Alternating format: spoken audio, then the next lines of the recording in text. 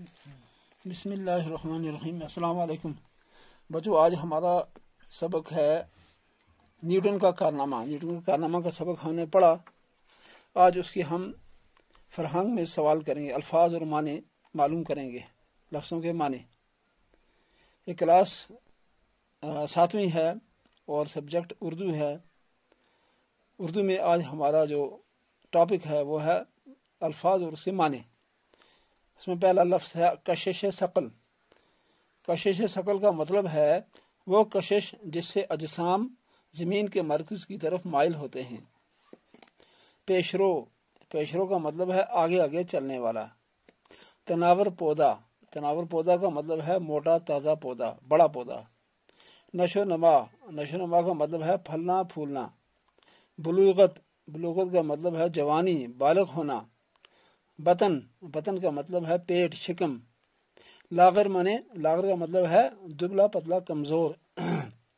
قلم آزمائی کرنا، قلم آزمائی کرنا، اس کا مطلب ہے لکھنا، تحریر کرنا۔ آوارہ گرد، آوارہ گرد کا مطلب ہے مارا مارا پھرنے والا، بدچلن۔ مساوی، مساوی کا مطلب ہے برابر۔ جوار بھاٹا، جوار بھاٹا کا مطلب ہے سمندر کا اتار چڑھاؤ۔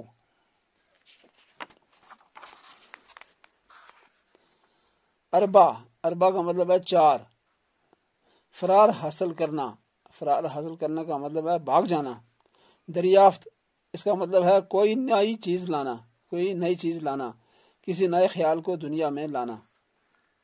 آشکارا کرنا، واقفیت دینا یا راز کو کھولنا۔ بالاتر، بالاتر کا مطلب ہے سمجھ سے باہر، اوپر۔ معلم، معلم کا مطلب ہے پڑھانے والا، استاد۔ دل بھر جانا، دل بھر جانا کا مطلب ہے اکتا جانا۔ تخت نشینی، تخت نشینی کا مطلب ہے تخت پر بیٹھنا، بادشاہ بننا۔ راس نہ آنا، پسند نہ آنا، دل بھر جانا۔ مفہوم، مفہوم کا مطلب ہے معنی۔ عروج، عروج کا مطلب ہے کمال، انتہا تک پہنچنا۔ فروغ، فروغ کا مطلب ہے ترقی۔ تجربہ گاہ، تجربہ گاہ کا مطلب ہے جہاں تجربات کیے جائیں، لیبارٹری۔ قائل کرنا، قائل کرنا کا مطلب ہے مان لینا۔ ذہین، ذہین کا مطلب ہے چالاک، سمجھدار۔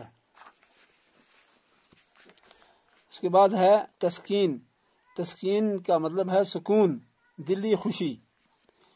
اس کے مطلب بعد ہے سود نہ رہنا، اس کا مطلب ہے خیال نہ رہنا، پرواہ نہ کرنا۔ اس کے بعد ہے ریاضی، ریاضی کا مطلب ہے حساب۔ باب، باب کا مطلب ہے دروازہ۔ اخذ کرنا، اخذ کرنا کا مطلب ہے نکالنا۔ ناسازگار، اس کا مطلب ہے ناموافق۔ خاتمہ کرنا، اس کا مطلب ہے ختم کرنا۔ وفات، اس کا مطلب ہے مرنا، زندہ نہ رہنا، موت۔